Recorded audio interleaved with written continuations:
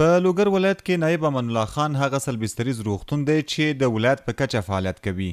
د دې روغتون له خدماتو که څه هم چې خلک راضي دي، خو د معیاري ودانۍ نه درلودل، د درملو کمښت او د بسترونو کموالی هغه څه دي چې د لوګر ولایت خلک ترې شکایتونه کوي.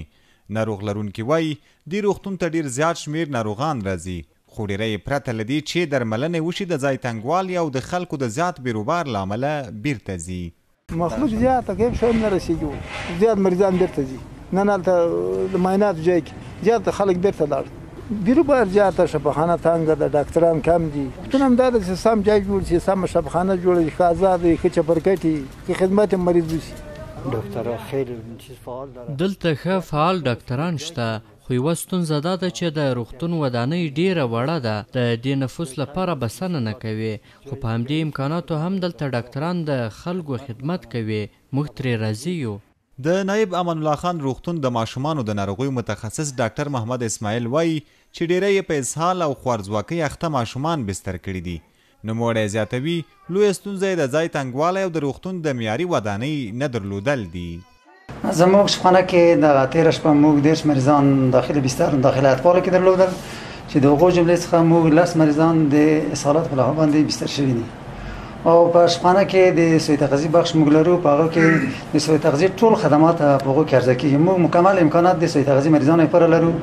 دلته د موږ عمده ستونزه د ځای نشتوالی دی، د تعمیر چې دی دا سټنډرډ تعمیر نه دی، د شپخانې لپاره جوړ شوی نه دی. د تعمیر د یو بي سي او سی سي کلینیک لپاره جوړ شوی دی، او اوس د ولایتي شپخانې په سطح خدمات په دې تعمیر کې عرضه کېږي. نو دا تعمیر سټنډرډ نه ده. موږ عمده ستونزه همدغه ده چې ځای د موږ کافي ځای نشته. د لوګر د عامې روغتیا ریاست مسؤلین هم وایي چې د نفوس په زیاتېدو سره دوی په بار د ولایت په کچه د یو معیاري روغتون د جوړېدو غوښتنه کړې، خو تر دې دمه یې مثبت ځواب نه دی ترلاسه کړی. موږ ډېرې هڅې کړې دي.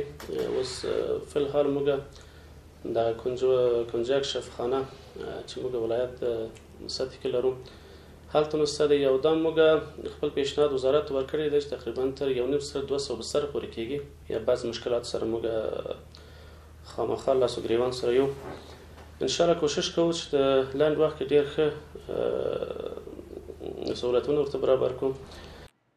د لوګر ولایت د نایب امان الله خان روغتون مسؤلین په داسې حال کې د ناروغانو د زیاتېدو خبره کوي چې په ټول هیواد کې د بیکارۍ او اقتصادي ستونزو له امله خلک د شخصي روغتونونو پر ځای هم یوازې دولتي روغتونونو ته مراجعه کوي، چې دا په ټولو دولتي روغتونونو د لوډ یا بیروبار لامل شوی دی. عزت الله احمدزی، CMG لوګر.